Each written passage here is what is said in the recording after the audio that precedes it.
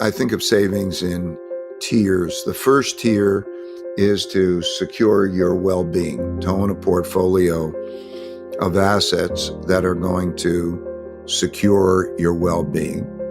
And then after you have that taken care of, then you can go to the next level, take more risk, and so on. That well-being, that purchasing power, has to be viewed in terms of inflation-adjusted dollars. You know, if you're holding a debt instrument and, a cash-paying instrument, and it gives you a 2% interest, and you have a 5 or 6% inflation, you lose money at 3% a year. So you have to look at that in real dollars. And you have to hold that portfolio in a way that is balanced to any kind of economic environment. And then the way I do it, and how many weeks do I have, months do I have, or years that I'm financially safe, and what do I hold it in? So, and then, once you got that taken care of, you can go beyond it. And I wanted it in a very well-balanced portfolio, that type of portfolio that does equally well no matter what happens. There are basically two big influences on markets: the growth rate and the inflation rate. Like if you know that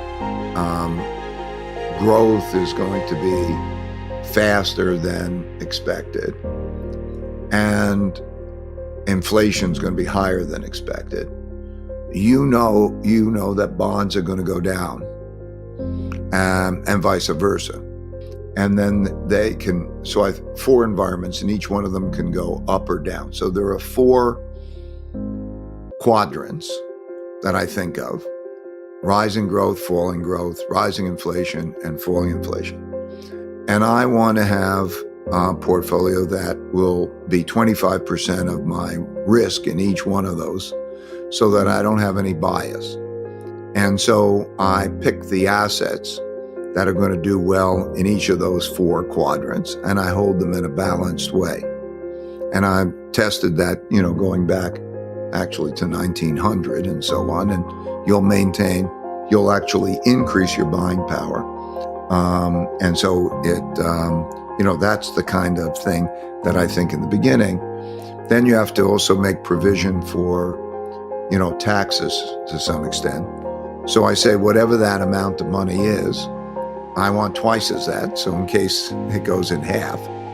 And I want to build a portfolio that looks like that for, X number of years that I have that, and that's the safe savings. And then when I go beyond that, then I'll take more risk.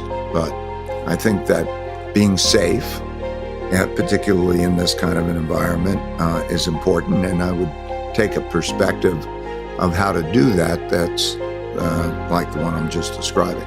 So there's these 4 quadrants: growth and inflation. If growth is less than expected and inflation's less than expected, you would like to own bonds. Okay. If it's higher than expected, you would not want to own bonds. Okay. If inflation is higher than expected, you would want to own assets such as commodities and gold and inflation index bonds. If growth is faster than expected, particularly if inflation is less than expected, you'd want to own stocks. So you get the idea.